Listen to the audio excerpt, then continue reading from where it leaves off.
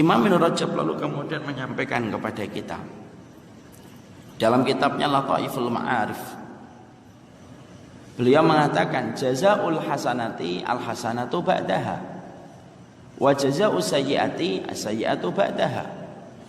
Tanda amal apabila diterima oleh Allah naik ke langit pada hari Senin dan Kamis, diterima oleh Allah. Kalau amal ini diterima oleh Allah, itu pasti Allah itu akan menjadikan orang yang diterima amal ibadahnya, dijadikan dia lebih baik dari ibadah sebelumnya. Karena ternyata Allah itu kalau menerima amalan ibadah saya, amalan ibadah Bapak, ada yang dikayakan, ada yang dimiskinkan. Tapi indikator paling penting kalau Allah itu menerima amal ibadah kita, setelah amal ibadah kita diterima, disimpan oleh Allah di sisinya. Kalau amal ibadah kita diterima dan disimpan oleh Allah di sisinya, Allah ganti amal itu yang telah diterima, dia diberikan kekuatan untuk beramal lebih baik daripada amal yang sebelumnya. Kita ambilkan contoh supaya gampang untuk menguraikan dan memahami.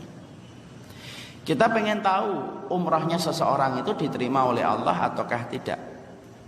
Maka untuk melihat umrahnya seseorang itu diterima oleh Allah ataukah tidak, makbulah ataupun tidak makbulah, makbulah itu diterima. Maka ternyata jangan lihat orang ketika umrah. Orang kalau sedang umrah tiba-tiba bertanya, umrahnya saya diterima oleh Allah atau tidak Ustadz? Ya tidak bisa diketahui, orang lagi umrah. Karena orang ketika sedang di Mekah dan sedang di Madinah, semuanya orang itu kalau sedang di Mekah dan Madinah itu memang taat dan sholih. Karena atmosfernya Makkah dan Madinah itu luar biasa. Adzan, datang ke masjid, iqamat, lari mengejar sholatnya, menutup aurat, baca Quran, iktikaf, itu semuanya lumrah dilakukan kalau kita berada di Mekah dan Madinah. Orang kalau sedang umrah tidak bisa dilihat apakah umrahnya itu diterima oleh Allah ataukah tidak. Kapan kita mulai melihat orang itu apakah diterima oleh Allah ataukah tidak dari umrah kita? Gampang, perhatikan.